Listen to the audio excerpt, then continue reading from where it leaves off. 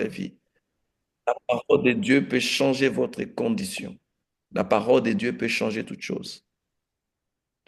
Il y a des gens, parfois, quand ils ont des problèmes, quand vous leur donnez une parole, ils trouvent que c'est juste, vous voyez, c'est juste une parole. Mais cependant, c'est la parole qui peut changer votre destinée. La Bible nous parle d'une femme qui ne savait pas concevoir. Et cette femme euh, avait beaucoup souffert pendant des années. C'était une femme d'un serviteur de Dieu, Elkana, et la femme s'appelait Anne. Anne avait beaucoup souffert. Mais plus tard, elle est allée prier dans les temples. Ça, c'était après les festivités de Shiloh. C'était une fête annuelle. Et pendant qu'elle priait, le sacrificateur trouva qu'elle était ivre. La femme réagissa pour dire non, je ne suis pas ivre, j'ai juste beaucoup de problèmes, je suis dans l'anguiche. Et l'homme de Dieu a déclaré une parole dans sa vie. Ce n'était pas une prophétie. Ce n'était pas une parole que Dieu lui avait demandé de dire. Mais il a juste dit parce que c'était un homme de Dieu. Il n'avait même pas dit à Anne, je déclare ceci. Il a juste dit une parole simple, comme celle que nous entendons parfois les gens nous dire, que Dieu vous bénisse. On est tellement habitué à certaines paroles de Dieu qu'on les prenne à la légère. Alors Anne, elle, dans son cas, elle décida de considérer cette parole. C'était une femme qui avait beaucoup de peine, qui souffrait psychologiquement, moralement, qui ne mangeait presque pas, qui ne buvait pas, qui n'était pas satisfaite de la vie, bien que son mari lui avait tout donné. Quand elle a décidé de croire en cette parole, sa vie changea. Elle conçut d'un enfant qui s'appelait Samuel. C'est le prophète Samuel que nous connaissons. Alléluia. Et cette nuit, j'aimerais que cette parole que je vais partager avec vous vous bénisse. Comme j'avais annoncé depuis le mois de janvier que cette année, on va donner beaucoup d'enseignements. On avait, on a déjà commencé avec l'enseignement sur la prospérité, où nous avons essayé d'expliquer que la prospérité, ce n'est pas une matière financière, mais les finances font partie de la prospérité. Donc la prospérité, ce n'est pas les finances, c'est au-delà des finances. Alors, nous allons continuer avec cet enseignement prochainement, mais cette semaine, selon la directive que Dieu nous avait donnée, de parler des hôtels de famille, de parler des hôtels dans nos vies. Je vais vous parler un peu des hôtels. Et puis vendredi, nous aurons toute une journée de jeûne et prière. Et ça sera un marathon. Je demande que ceux qui ont la possibilité de prendre des jours off au travail, de le faire parce qu'on aura plusieurs sessions de prière. Et j'aimerais vraiment qu'on s'implique dans la prière. Là, surtout si vous pensez que vous avez des problèmes, ces genres de problèmes dans votre vie, j'aimerais vraiment que vous puissiez vous consacrer à la prière. Amen. Généralement, il y a beaucoup de symptômes que vous pouvez voir dans votre vie qui vous montrent qu'il y a ces genres de problèmes. Il y a des gens qui sont toujours en train de se plaindre financièrement, ils ont des problèmes. Il y a des gens qui sont constamment, vous regardez toute la famille, il y a un problème de divorce, il y a un problème de ceci. Ce sont des choses qui vous montrent qu'il y a des autels dans la famille. Amen. Et Dieu, dans sa parole, il nous montre comment résoudre ces choses. Mais au-delà de tout, il y a les jeûnes et les prières qui constituent un élément très important. Et je vais vous donner juste un passage en passant dans les livres de Matthieu, Matthieu chapitre 17, verset 21. Euh, c'est un passage qui va nous permettre de voir que certains esprits ne partent pas avec juste euh, euh, la, la prière, il faut jeûner aussi. Amen. La Bible dit, je suis dans la version Louis Ségan, Matthieu 17, verset 21, la Bible dit, mais cette sorte de démons ne sort que par la prière et par les jeûnes. Cette sorte de démons ne sortent que par la prière et par les jeûnes. Alléluia. cette sorte de démons ne sortent que par la prière et par le jeûne. Qu'est-ce que ça veut dire? Ça veut tout simplement dire que vous pouvez prier beaucoup, vous pouvez être un homme pieux, un homme qui craint Dieu, un serviteur de Dieu, un enfant de Dieu, tous les qualificatifs que vous pouvez vous donner, prenez ces qualificatifs-là. Mais si vous ne jeûnez pas, si vous ne priez pas avec le jeûne, il y a certains démons, certaines catégories qui ne vont jamais vous laisser en paix. Alléluia. Alors, il y a des catégories de démons qui opèrent dans votre vie, peut-être dans vos finances. Vous avez beaucoup prié, vous avez tout fait, vous avez toujours des problèmes, vous êtes toujours endetté. Vous êtes payé, vous avez un salaire, mais vous ne savez pas jouir d'une vie équilibrée. Il y a certaines catégories de démons qui affectent votre mariage. Il y a une incompréhension que vous ne savez pas expliquer. Il y a d'autres catégories de démons qui vous empêchent même d'accéder au mariage. Vous êtes jolie, vous parlez bien, vous avez de bonnes manières, vous avez étudié, vous travaillez, je ne sais pas, tout ce que vous pouvez avoir qu'un homme peut chercher en vous, mais vous ne savez pas toujours avoir un mariage stable. Et quand vous regardez, parfois, vous trouvez que vous trouvez que dans la famille, il y a ces genres de choses qui se retrouvent dans votre famille. C'est peut-être votre cousin, c'est peut-être votre frère, votre sœur qui a les mêmes problèmes. Alléluia. Et parfois, nous minimisons ces choses, nous disons, bon, écoutez, bon, c'est juste que peut-être Dieu n'a pas voulu, bien, bon, je n'ai trouvé personne. Mais il faut voir les choses aussi dans la dimension spirituelle. Parfois, beaucoup de choses physiques, nous pensons que c'est juste physique, c'est scientifique, ça arrive, mais il y a parfois des soubassements spirituels dans ça. Alors, la parole de Dieu nous donne, nous éclaire sur ces choses. Et je veux vous prouver cela avec les écrits des Saintes Écritures. Amen. Parce que la parole de Dieu, elle est très simple et nous parle de toutes ces choses. Alléluia.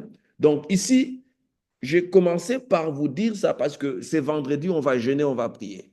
Nous allons jeûner, nous allons prier parce qu'il y a des esprits qui ne quitteront votre vie que par la prière et le jeûne. Amen. Il y a d'autres esprits qui quitteront juste par la prière. Il y a d'autres esprits, même si vous avez la foi, même si vous priez beaucoup, ça ne partira pas.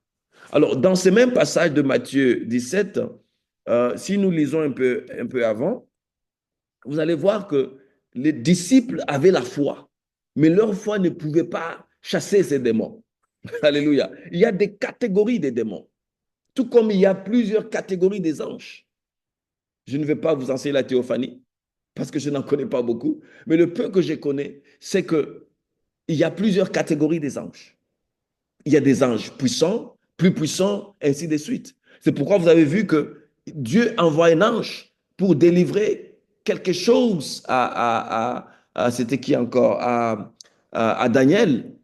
Mais cet ange est bloqué par des forces démoniaques. Alors, comme Daniel persévérait dans la prière, Dieu a envoyé un ange plus puissant que l'ange qui était parti. Et grâce à cet ange, il y a eu une percée. Alléluia. Qu'est-ce que Daniel faisait? Il jeûnait, il priait. Bien aimé, il faut jeûner et prier. Il y a des situations qui ne changeront pas dans votre vie si vous ne vous engagez pas à trouver des solutions. Nous avons parfois des chrétiens qui sont trop relax. Il faut être un homme, une femme de prière. Quand vous êtes un homme, une femme de prière, vous jeûnez, vous priez, il y a des situations qui changeront, qui bougeront. Vous allez bouger les lignes. Alléluia. Alors, lisons toujours dans Matthieu 17, Matthieu 17, verset 18. Jésus parla sévèrement aux démons qui sortit de lui, et l'enfant fut guéri à l'heure même. Verset 19. Alors les disciples s'approchèrent de Jésus et lui dirent en particulier, pourquoi n'avons-nous pu chasser ces démons? Donc vous comprenez que les disciples avaient essayé de chasser les démons ne sont pas partis. Jésus-Christ vient, il parle aux démons, les démons quittent. Jésus-Christ répond pour expliquer pourquoi ils n'ont pas pu chasser les démons. Il dit, c'est à cause de votre incrédulité, leur dit Jésus. Je vous l'ai dit en vérité, si vous aviez de la foi comme un grain de sénévé, vous diriez à cette montagne, transporte-toi d'ici, là, et elle se transportera. Rien ne vous serait impossible. Donc Jésus leur dit que avec la foi, ils peuvent déplacer les montagnes. Mais écoutez, verset 21, il continue. Mais cette sorte de démons ne sort que par la prière et par les jeûnes. Il veut leur dire que la foi n'est pas suffisante pour ces genres de démons. Alléluia. Donc la foi, elle est bonne, elle agit. Mais à la foi, vous pouvez ajouter aussi les jeûnes et les prières. Il y a des situations que vous avez traversées dans la vie. Vous priez beaucoup, vous avez prié, ça fait 5 ans, ça fait 10 ans, ça fait 5 mois, ça fait 5 jours. Il n'y a toujours pas de percée. Pourquoi vous ne changez pas de stratégie? Pourquoi vous n'allez pas en profondeur? Il faut jeûner et prier. Vous allez voir la différence.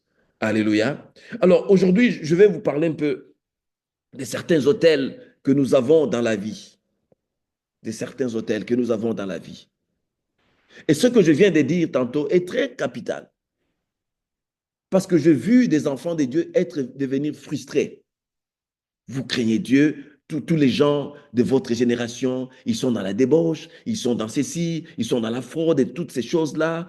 Et vous vous dites, moi, je ne ferai pas ça parce que je crains Dieu. Je vais marcher dans les voies de Dieu. Je vais voir la main de Dieu. Je vais être juste. Vous marchez dans la droiture. Vous marchez dans la justice. Mais vous ne voyez pas de percées dans votre vie. À un certain moment, ça va vous décourager parce que vous êtes un homme de prière, vous êtes un homme de foi, vous marchez dans les voies de Dieu, mais vous ne voyez pas toujours de percées. Bien-aimés, certaines percées ne viendront que par le jeûne et les prières. C'est ce que la Bible nous dit. Alors, allons maintenant dans les livres de 2 Samuel, chapitre 21. 2 Samuel, chapitre 21. 2 Samuel, chapitre 21. Si vous êtes prêts, je vais lire. La Bible dit ceci. Du temps de David, il y eut une famine qui dura 3 ans. David chercha la face de l'Éternel. Et l'Éternel dit, c'est à cause de Saül et de sa maison sanguinaire. C'est parce qu'il a fait périr les Gabaonites. Alléluia. Il y a quelque chose qui s'est passé ici. Il y a quelque chose de très important qui s'est passé ici. Alléluia.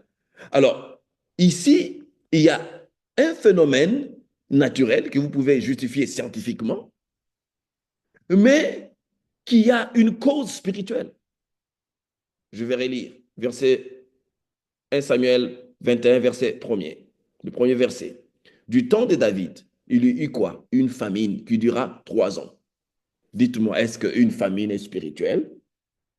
Je viens vous dire cette nuit qu'une famine peut être spirituelle. Une famine, c'est scientifique, n'est-ce pas?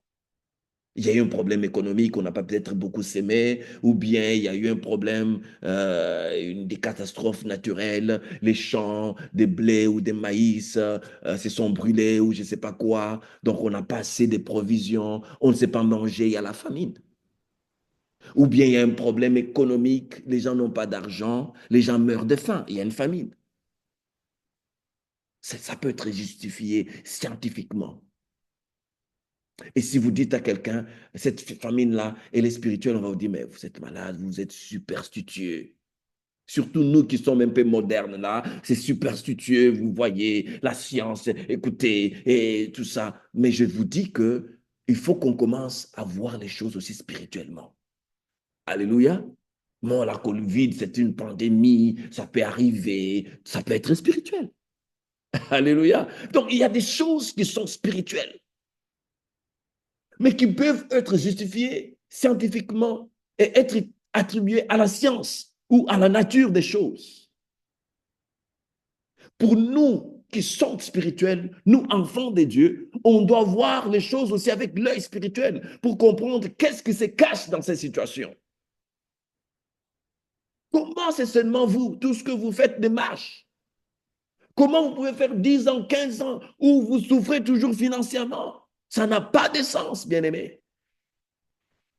Ça n'a pas de sens. Il doit y avoir une explication.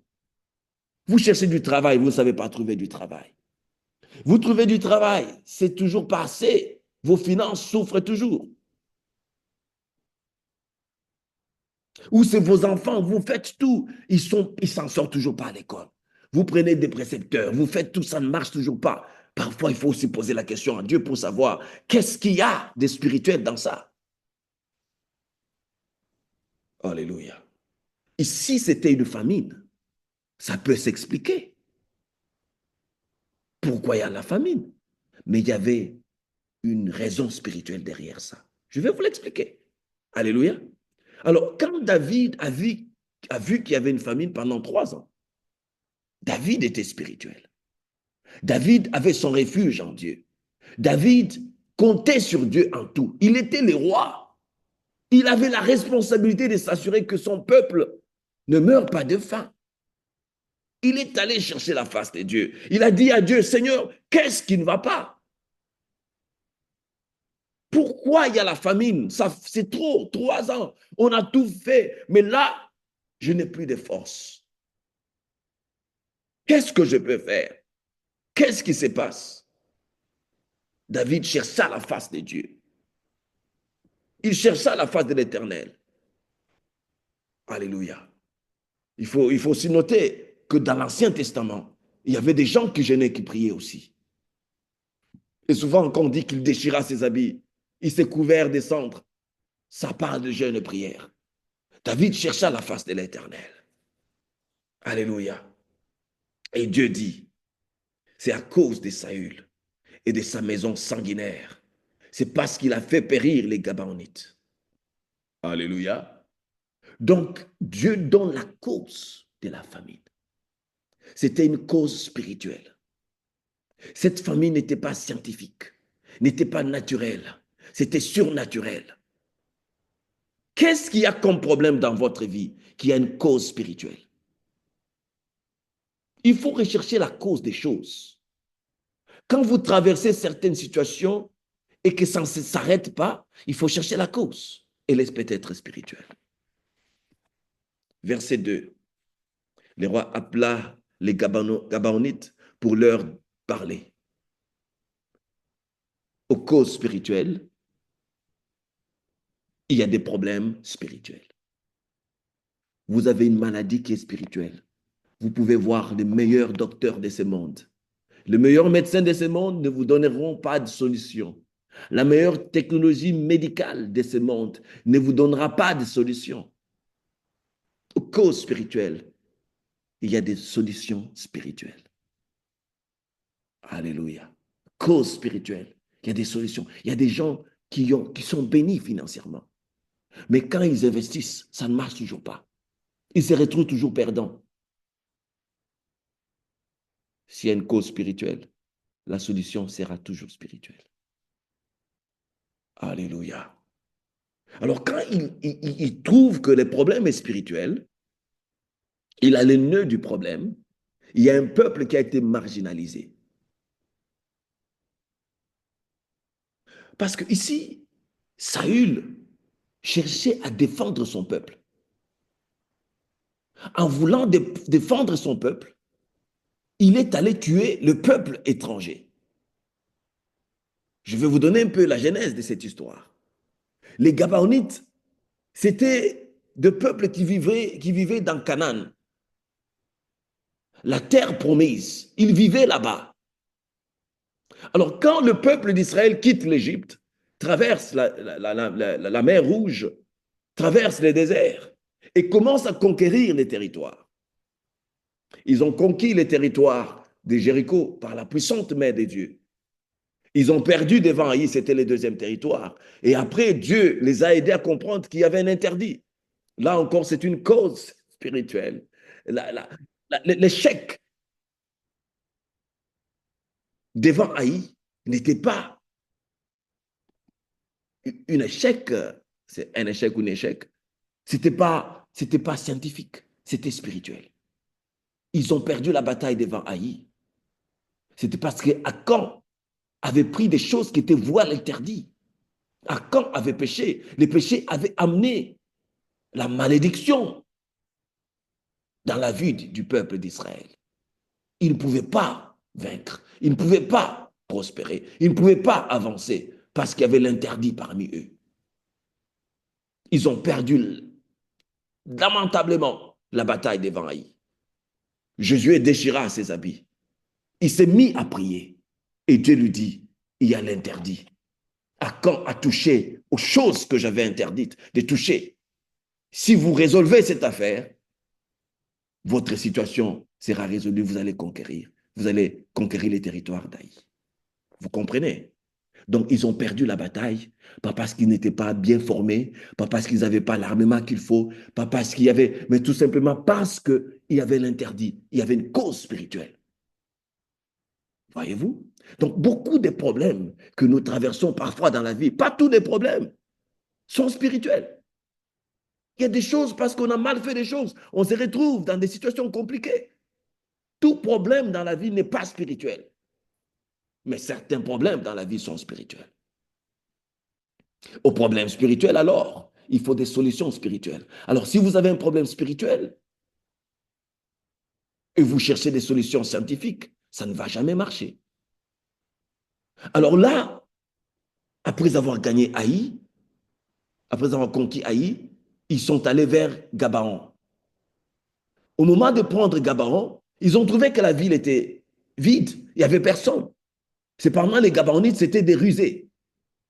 C'était un peuple rusé. Alors ce peuple-là a appris que les Israéliens venaient, ils connaissaient que les Israélites, ils avaient marché, traversé la mer Rouge à pied sec. Ils connaissaient toute l'histoire, comment Dieu les a nourris de la manne au désert, comment Dieu les a aidés à conquérir Jéricho, comment ils ont battu les gens des Haïs. Ils se sont dit, mais finalement, on va perdre la guerre. On ne peut pas se battre contre ces peuples. On doit utiliser la ruse. Pour rendre court les discours, ils ont réussi à manipuler les Israélites. Alors, qu'est-ce qui se passe?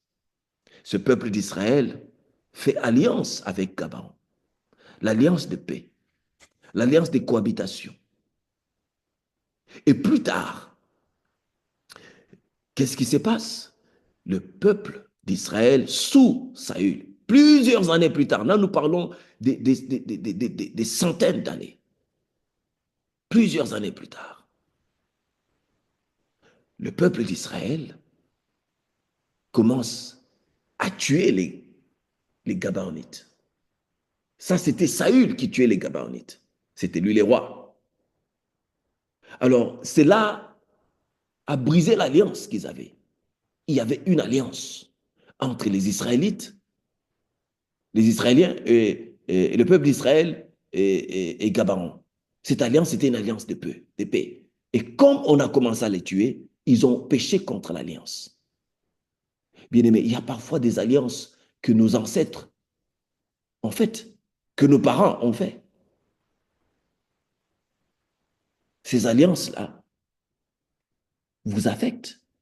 Il faut renoncer à ces alliances. Il y a des alliances qui sont démoniaques. Il y a des gens qui ont marché dans l'occultisme. Il y a des gens qui n'ont pas été peut-être occultistes, mais ils ont fait des alliances, mais ils n'ont pas respecté ces alliances. Ça peut être des affaires. Ils ont escroqué quelqu'un. Ils n'ont pas été corrects.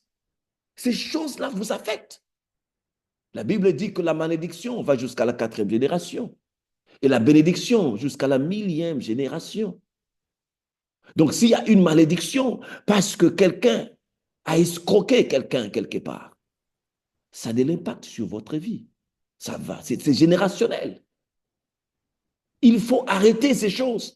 Bien que vous êtes nés de nouveau, bien que vous êtes en Jésus-Christ, nous sommes bénis en Jésus-Christ, mais il faut arrêter ces malédictions par la prière, par les jeûnes, en renonçant à ces alliances, en amenant réparation. Et ici, la parole de Dieu nous montre comment Josué a réparé et comment David a réparé. Je peux vous donner plusieurs exemples dans la Bible. Mais pour question de temps, je vous donne les 2 exemples. C'est plosif. Alléluia. Donc là, le peuple d'Israël n'a pas respecté l'alliance. Je peux vous dire jusqu'à ce jour, les Gabaonites sont en Israël. L'actuel Israël, ils sont là. Il y a une alliance. Alléluia. Comme ils n'avaient pas respecté l'alliance, la malédiction est venue sur Israël. Il y avait la famine. Saül n'avait pas le droit de tuer un autre peuple pour protéger son peuple. Parce que ce que Saül faisait, c'était pour le bien-être des Israéliens. Mais ce n'était pas juste. Il a tué les Gabaonites et ça a mené la malédiction en Israël. Qu'est-ce que ce pauvre Israélien qui vivait dans la ville de Haï, qu'est-ce qu'il avait fait? Rien du tout. Mais pourquoi pouvait-il souffrir de la famine? Parce que le roi avait fait des actes qui étaient odieux. Bien-aimé, c'est pourquoi nous, aujourd'hui, on doit prier pour nos leaders dans la maison. Priez pour vos parents, pour qu'ils soient corrects, qu'ils n'aillent pas contracter des alliances qui vont vous amener des problèmes. Priez pour vos parents, priez pour votre PDG, qu'ils n'aillent pas faire des choses qui vont affecter votre entreprise. Vous allez perdre votre emploi. Priez pour votre pays, pour que vos leaders ne fassent pas des choses qui vont affecter les peuples. La Bible recommande noir sur blanc de prier pour les autorités, n'est-ce pas? Pourquoi? Parce que leurs actes ont de l'impact sur les gens qu'ils dirigent. Vous êtes parents aujourd'hui. Priez pour vous-même. Qu'est-ce que vous faites? Parfois, on se croit malin. On va faire des affaires, on roule les gens, on encaisse l'argent. Ça aura de l'impact sur vos enfants. Parfois, on se croit malin. On va chercher des petites filles à l'école. Un grand-papa. Et ces petites filles-là ont des parents. Et quand ces parents réalisent qu'il y a quelqu'un qui a abîmé leurs enfants, il y a des filles qui ont été déviergées à 14 ans, à 16 ans, par des hommes méchants, des responsables, des gens mariés. Ils ont abîmé le moral des enfants. Une fille de 16 ans qui sort avec un homme marié qui sait que c'est un homme marié. Quand elle aura 25 ans, qu'est-ce qu'elle ne fera pas?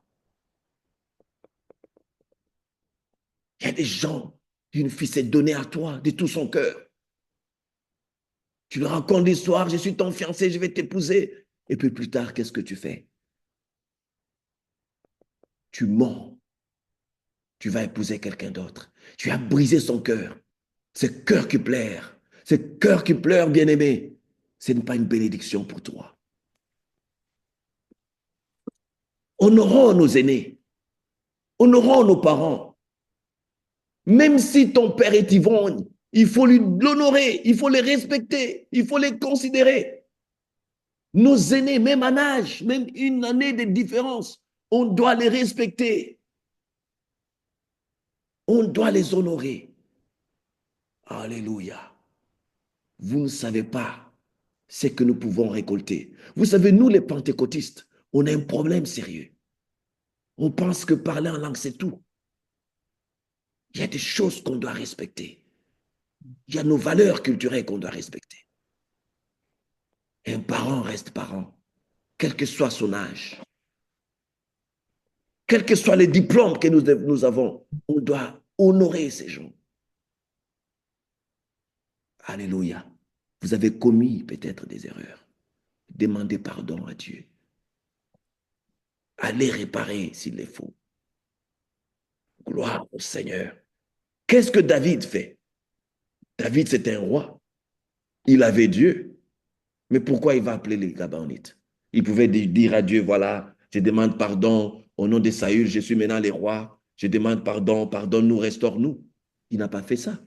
Il est allé réparer. Il est allé réparer. Verset 2, il dit, le roi appela les Gabaonites pour leur parler. Il veut réparer. Prière, prière, ce n'est pas tout. Il y a des choses qu'on peut réparer sans la prière. Alléluia. Il y a des choses qui peuvent changer sans la prière. C'est-à-dire en faisant ce qui est correct. Tu as pris l'argent de quelqu'un, va remettre. Quand cette personne pleure chaque jour, ça vous affecte. Ce sont des flèches spirituellement qui vous affectent. Si vous n'avez pas d'argent pour remettre, allez, faites un arrangement. Dites, je vous ai roulé dans les affaires. Je n'ai pas respecté les accords. Je n'ai pas respecté l'alliance qu'on a faite. Parce que ces accords-là, c'est ça l'alliance. Non, on fait les business ensemble. Bon, quand on va gagner l'argent, tu auras autant. L'argent vient vous changer des langages. Parce que c'est vous qui avez l'argent, mais ce n'est pas une bonne chose. David est allé parler aux Gabaonites. Ce n'est pas lui qui avait tué les Gabaonites, mais il est allé leur parler. Les Gabaonites n'étaient point d'entre les enfants d'Israël. C'est ce que je vous ai dit tantôt. Ce n'étaient pas des enfants d'Israël. Quand on dit des enfants d'Israël, ici on parle de Jacob, qui était devenu Israël. Donc, Gabaon, les Gabaonites n'étaient pas enfants d'Israël. Nous parlons des enfants de Judas, des enfants de Lévi. C'était ça les enfants d'Israël, Judas, Lévi et Joseph. Mais les deux enfants de Joseph ont pris la part de Joseph. C'était ça les enfants d'Israël. Les Gabaonites n'étaient pas enfants d'Israël, c'était des étrangers. Alléluia. Mais c'était un reste des Amoréens. Les enfants d'Israël s'étaient liés envers eux par un serment. Et néanmoins, Saül avait voulu les frapper dans son zèle pour les enfants d'Israël et de Juda. C'est ce que je vous ai dit tantôt. Saül, c'était son zèle pour son peuple, son zèle pour sa nation, son zèle pour tout ce qui était, parce que Saül était aussi enfant d'Israël. Dans son zèle, il est allé tuer une nation. Et ça lui a posé des problèmes aux générations qui suivaient après sa mort. Parce que là, Saül était déjà mort. David avait déjà, je ne sais pas combien d'années, je n'ai pas fait des recherches là-dessus, mais on parle au moins 3 ans. Donc, ça n'a pas commencé la première année de David. Donc, David est venu au pouvoir. Il n'y avait pas de famine. Et après un temps, ce que Saül avait fait a commencé à se manifester dans la vie des enfants d'Israël. Il y a des choses que nous faisons aujourd'hui. On ne voit pas d'impact dans nos vies. Mais ça viendra dans les générations qui viennent. Ça viendra. Tout se paye ici-bas. Faites attention à ce que vous faites aux autres. Votre voisin là, faites attention. Ce n'est pas parce que vous roulez une grosse voiture, vous avez beaucoup de moyens, que vous pouvez opprimer les pauvres. La Bible dit n'opprimez pas les pauvres. Craignons Dieu dans toutes nos voies. Soyons des hommes intègres. Que le parler en langue ne nous distrait, bien-aimés. Il y a des choses qui auront de l'impact sur votre vie. Alléluia. David dit aux Gabaonites, il leur parla. Il dit ceci. Que puis-je faire pour vous? Et avec quoi ferai-je expiation afin que vous bénissiez l'héritage de l'Éternel? Qui bénit? N'est-ce pas Dieu? Même dans l'Ancien Testament, c'est Dieu qui bénissait. Mais sachez qu'il y a aussi des hommes qui vous bénissent. Vos parents peuvent vous bénir. Vos aînés peuvent vous bénir. Vos leaders peuvent vous bénir. De la même manière qu'ils peuvent bénir, ils peuvent maudire. Alléluia. Alléluia. De la même manière qu'ils peuvent vous bénir, ils peuvent vous maudire. Mais ici, on parle de la bénédiction aussi dans un contexte précis. Celui qui est la cause de votre malédiction peut être aussi la cause de votre bénédiction. Et j'aimerais faire une déclaration ici, qu'il ne faut jamais oublier. Une malédiction sans cause n'a pas d'effet. Je dis bien une malédiction sans cause. Il y a des gens qui abusent parce qu'il est né, parce qu'il est leader, il commence à maudire à tout bout de champ. Une malédiction sans cause n'a pas d'effet. Votre père s'élève, vous n'avez rien fait, je vous maudis, ça n'aura pas d'effet. Il faut qu'il y ait une cause. Ici, la malédiction avait une cause. Alléluia. Une malédiction sans cause n'a pas d'effet. De la même manière, une malédiction sans cause n'a pas d'effet. Une malédiction avec cause a de l'effet. Que vous soyez rempli du Saint-Esprit jusqu'aux orteils ou pas, une malédiction avec cause a des effets dans votre vie. Vous répandez des mensonges sur quelqu'un. Cette personne-là, quand il s'élève, elle vous maudit, ça va vous affecter. Oui, ça va vous affecter. Parce que c'est une malédiction avec cause. Vivons dans la droiture. Ne cherchons pas des problèmes. Alléluia. Alors, il va les voir pour demander la bénédiction. Mais c'est Dieu qui lui a parlé. Dieu ne pouvait pas les bénir. Mais les Gabonites pouvaient les bénir. Vous comprenez le principe spirituel. Évitons des problèmes. Alléluia. Vous vivez avec quelqu'un, il n'y a pas eu de dot, vous commencez à faire des enfants, la personne qui devait manger la dot est là, elle pleure. Où est ma dot? Maintenant, ils vivent même ensemble. C'est un problème. Il y a des familles qui ont des arrangements. Ces arrangements sont tels que celui-ci donne la dot à l'enfant de celui-là. Celui-là aussi va donner la dot à l'enfant de celui-là. La dot de sa fille, celui-ci va manger tout ça. Mais vous ne respectez pas ça. Vous créez des problèmes. Peut-être que maintenant, vous ne voyez rien. Plus tard, vous pouvez voir des problèmes. Comme dans les cas du peuple d'Israël. Saül a vécu, il est même mort. Il n'y avait pas de famine. Parce que j'ai lu la Bible là-dessus. Il n'y avait pas de famine. Quand Saül, avant qu'il meure, il n'y avait pas de famine. David est venu au pouvoir. Il n'y avait pas de famine. Plus tard, il y a eu des famines. Ce que vous faites aujourd'hui, ça peut avoir de l'impact sur quelqu'un demain. Après 10 ans, peut-être une génération après. Alors faisons bien les choses. Alléluia. Cet enseignement doit nous inspirer. Ça doit nous ouvrir l'esprit. Ça doit nous aider à comprendre qu'il faut qu'on regarde un peu dans nos vies. Comment on a vécu. Comment on vit. Comment on devra vivre. Il demande aux Gabonites, que puis-je faire pour vous? Et avec quoi ferai-je expiation? Avec quoi aurai-je votre pardon? Afin que vous bénissiez l'héritage de l'Éternel, Israël. Les Gabonites lui répondirent, ce n'est pas pour nous une question d'argent et d'or avec Saül et avec sa maison. Et ce n'est pas à nous qu'il appartient de faire mourir personne en Israël. Alléluia. Ils lui répondent sagement pour dire, ah, nous, on n'a rien à voir avec ça. Mais Dieu a déjà dit qu'il y a quelque chose à voir avec ça. Mais comme David, il avait écouté Dieu. Parfois, vous allez voir les gens, non, mais je ne vois pas. Pourquoi ma fille ne sait pas avoir des enfants? Il dit, non, moi, je n'ai rien fait. Moi, ton père, là, il n'y a pas de problème. Moi, je ne fais que te bénir. C'est tout ce que moi, j'ai fait pour tes enfants. Alléluia. Il vous dit ça. Mais dans le cœur, là, il y a un problème. David n'a pas voulu écouter ça. David n'a pas voulu accepter ça. La Bible continue pour dire, et le roi dit, bien qu'ils ont dit, ce n'est pas nous, et le roi dit, que voulez-vous donc que je fasse pour vous? David ne veut pas lâcher parce qu'il sait que ce sont eux les problèmes. Maintenant, ils ne veulent pas les bénir. Il y a un peu de rancune peut-être, parce qu'on a tué les leurs. Il y a des rancunes. Ils ne veulent pas lâcher. Ils disent non, nous, on n'a rien à voir avec ça. Nous, on ne va pas vous bénir. C'est ce qu'il voulait dire en d'autres termes. Ce n'est pas à nous de vous bénir. David dit non, niet, vous devez nous bénir. On va réparer ça. By fire, by force. Et le roi dit, que voulez-vous donc que je fasse pour vous?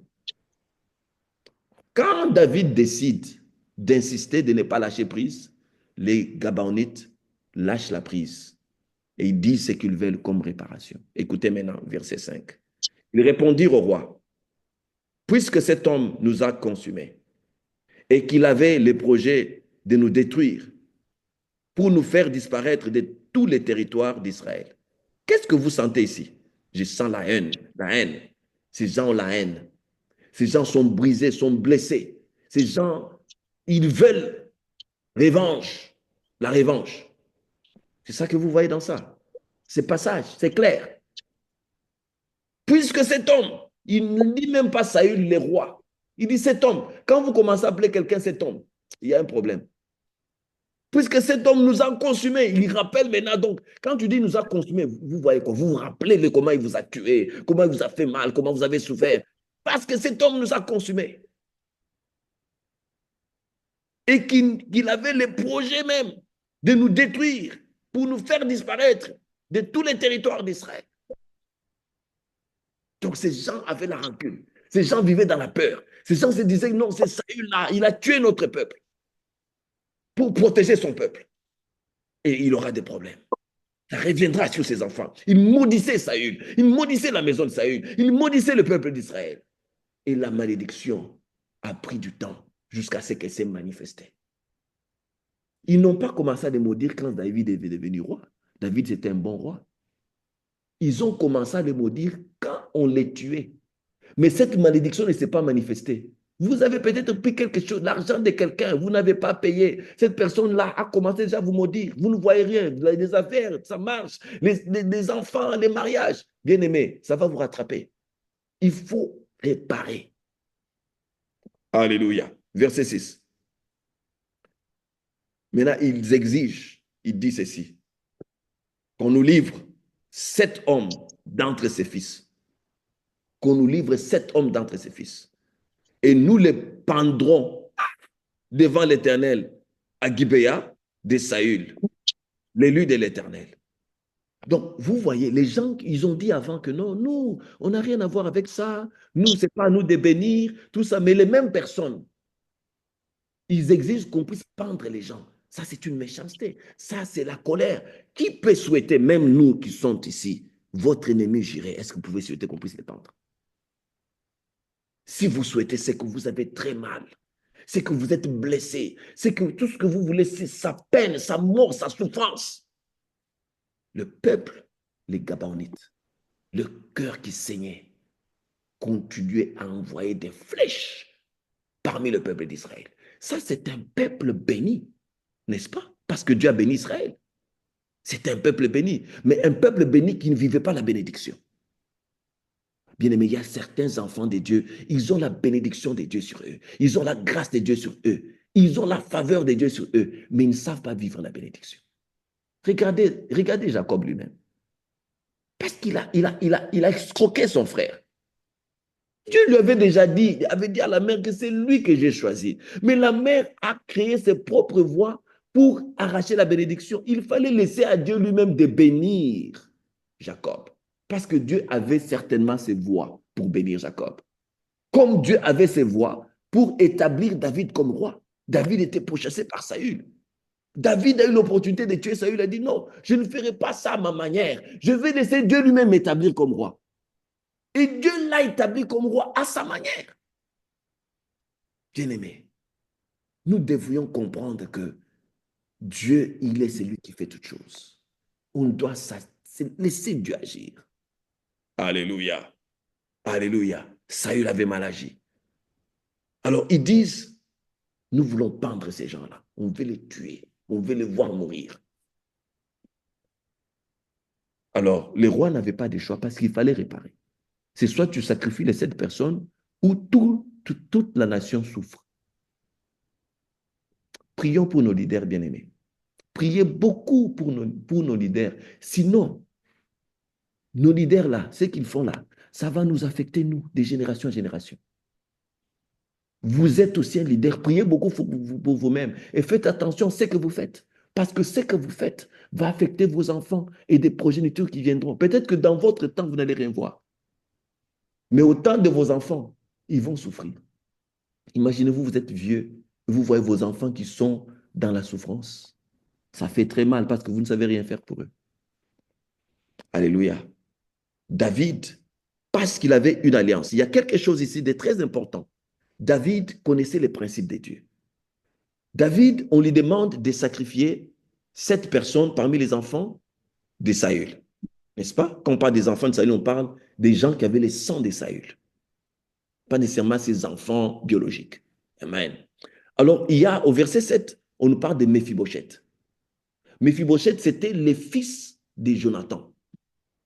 Et vous vous rappelez que Jonathan avait une alliance avec David, l'alliance de paix.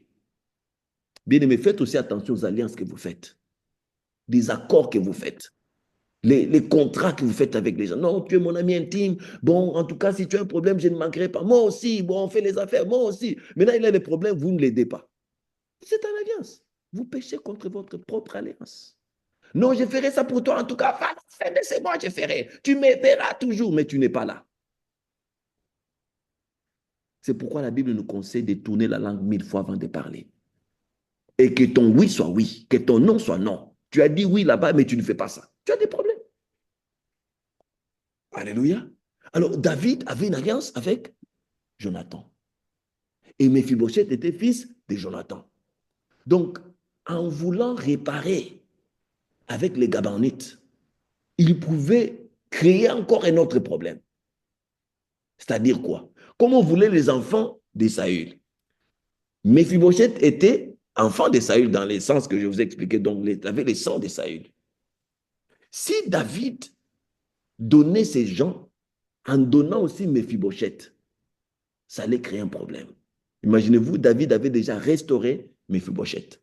Donc, il a respecté l'alliance avec Jonathan. Méphibosheth était le signe de l'alliance entre David et Jonathan.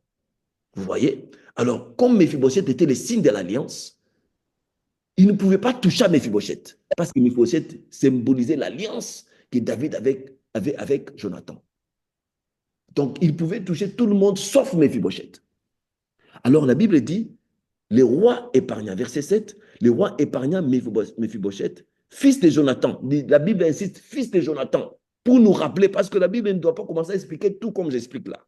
Nous devrions lire la Bible et comprendre.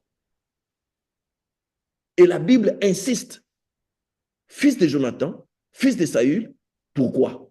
À cause du serment qu'avait fait entre eux devant l'Éternel David et Jonathan, fils de Saül. Vous comprenez ce que je vous disais? Donc, à cause du serment, à cause de cette alliance-là, David ne pouvait pas donner Méphibosheth. Alléluia. David ne pouvait pas me donner Méphibosheth. Donc, vous comprenez ici qu'il y a un problème sérieux. Les alliances. Les alliances. Cette semaine, on va prier. Demain, on va prier encore. Les alliances. Il y a des alliances qu'on doit briser. Il y a des alliances qu'on doit restaurer. Il y a des alliances qu'on doit restaurer, qu'on doit briser. Donc, il faut chercher à savoir quelles sont les alliances qui sont sur ta vie. Quelles sont les alliances qui t'affectent? Quelles sont les alliances qui dérangent ta vie? Quelles sont les alliances qui te bloquent dans la vie? Ces alliances-là créent ce qu'on appelle l'esprit de réclamation. Donc, il y a des réclamations sur ta vie. Tu ne peux pas avancer quand tu avances, on te réclame. Pourquoi? Parce que ton grand-père avait dit non, vous nous laissez chasser si on vous donne nos filles. Maintenant, au moment de donner les filles, il ne donne pas les filles. Ou bien il n'a pas déterminé pendant combien de temps. Donc, ces gens-là réclament toujours les filles. Maintenant, les filles-là ne se marient pas parce qu'elles sont déjà prises par quelqu'un. Les alliances, les alliances, les alliances. Faites attention. Faites attention. Il y a des gens qui sont allés, non, en tout cas, donne-moi l'argent, que je puisse avoir l'argent. Ils ont fait des fétiches là-bas. Je donne ma progéniture. Moi-même, sans enfant, je n'ai pas de problème. Maintenant, toute la génération, il n'y a pas d'enfants. Il y a des familles comme ça, ils n'ont jamais d'enfants. Quand tu es un enfant, c'est après beaucoup de prières et jeûnes que vous avez un enfant. Pourquoi beaucoup prier et jeûner au lieu de briser cette alliance, au lieu de briser ces accords démoniaques? Ces hôtels, c'est ce que j'appelle les hôtels. Ces hôtels-là sont établis dans votre famille, dans votre maison. Vous ne pouvez pas avancer parce qu'il y a un hôtel dans votre maison. Ça vous bloque. Et le diable s'assied dessus. Je vais m'arrêter ici, on va continuer prochainement. Mais on va prier. Je m'aurais compris. Juste 2 minutes. On va prier. Mais vous allez prendre du temps vous-même pour prier. Demain, toute la journée compris. J'aurais souhaité même demain qu'on puisse avoir une session de 30 minutes à la même heure pour prier juste. Parce qu'on doit prier pour ces choses. Et il faut jeûner. Vendredi, nous jeûnons toute la journée. On aura plusieurs sessions de prière. J'aimerais que vous soyez là. Beaucoup de gens, quand il faut prier, ils sont occupés. Mais quand il faut prendre des vacances, quand il faut voyager, on prend des vacances. Qu'est-ce qui est important? Vous prenez des vacances, mais vous revenez avec les mêmes problèmes. Mais quand vous dites, je prends un jour de congé au travail, même si c'est impayé, je ne suis pas payé pour un jour, mais je résous un problème pour toute la vie. Qu'est-ce qui est important? Comprenons l'importance de la prière et de la vie spirituelle. La vie spirituelle prime sur toute chose dans la vie. Alléluia. Nous allons élever nos voix. On va prier. On va prier au nom de Jésus-Christ. Prions au nom puissant de Jésus. Père éternel, nous te bénissons. Nous te rendons gloire.